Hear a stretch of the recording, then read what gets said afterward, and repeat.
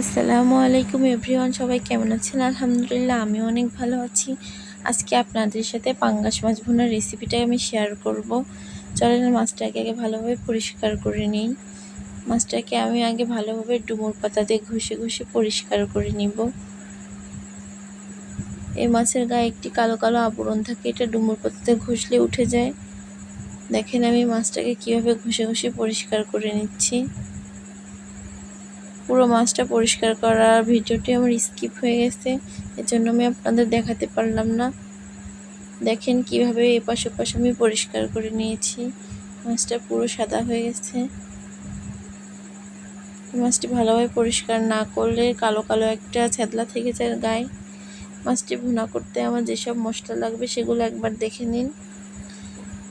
মাছটিকে কেটে ধুয়ে আমি পরিষ্কার করে নিয়েছি। এখন নুন হলুদ মাখিয়ে এটাকে ভালোভাবে লাল লাল করে কড়া করে ভেজে নিব। জানি না কার কেমন লাগে, কিন্তু আমার অনেক ভালো লাগে পাঙ্গাস মাছ। আমাদের বাসায় সবার অনেক পছন্দের মাছ এটি। বিশেষ করে আমার আম্মুর হাতের পাঙ্গাস মাছ খেতে অনেক স্বাদ। মাছটার ভিতরে একটু লেবু চিপে দিয়েছি, তাহলে আর একটা গন্ধ থাকবে না।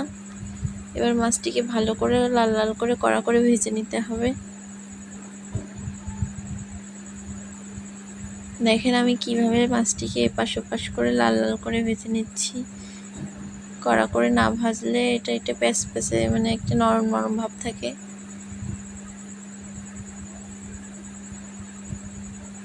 এই মাছটি অনেক নরম থাকে, তাই আস্তে আস্তে করে নাড়াচাড়া দিবেন, না হলেও ভেঙে যেতে পারে। আমার কথা বলতে বলতে মাছটি ভাজা হয়ে গেছে। মাছটি এখন আমি তুলে নিচ্ছি।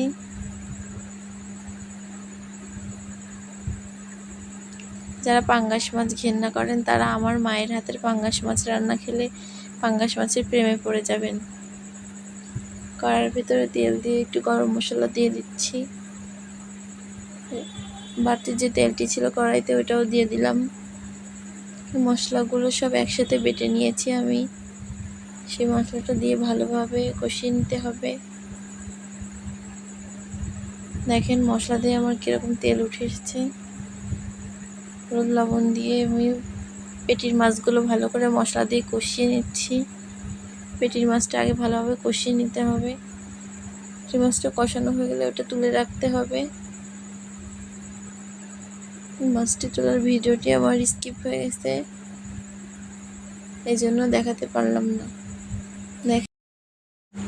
মশলা থেকে তেল উঠে আসলে এভাবে মাছগুলো দিয়ে দিতে হবে। মাছগুলো দিয়ে একটু নাড়াচাড়া দিয়ে মাছগুলোর সাথে মশলাগুলো মাখিয়ে দিচ্ছি। এখন এর ভিতর একটু পানি দিয়ে মাছটাকে ভালোভাবে একটু নাড়াচাড়া দিয়ে নিব। মাছটা যেন ডুবে যায় সেই পরিমাণে পানি দিতে হবে, তাহলে মশলাগুলো ভালোভাবে মাছের ভিতরে ঢুকে যাবে। ভালোভাবে মিশিয়ে দিয়ে আমি এখন এটা একটু ঢাকনা দিয়ে দেবো। দিয়ে মাছটা 5-6 মিনিট ভালোভাবে জাল করে নিতে হবে। দেখেন আমার রান্নাটা প্রায় হয়ে এসেছে। মাছটি একটু সাবধানে নাড়াচাড়া দিবেন, না হলে ভেঙে যেতে পারে। মাছটি অনেক নরম।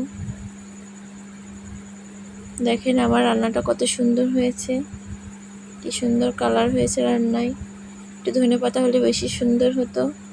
আমার রান্নাটা ভালো লাগলে সবাই বাসায় একবার ট্রাই করবেন এবং আমার চ্যানেলটিকে বেশি বেশি সাবস্ক্রাইব করে বেল বাটনটি অন করে রাখবেন। আসসালামু আলাইকুম।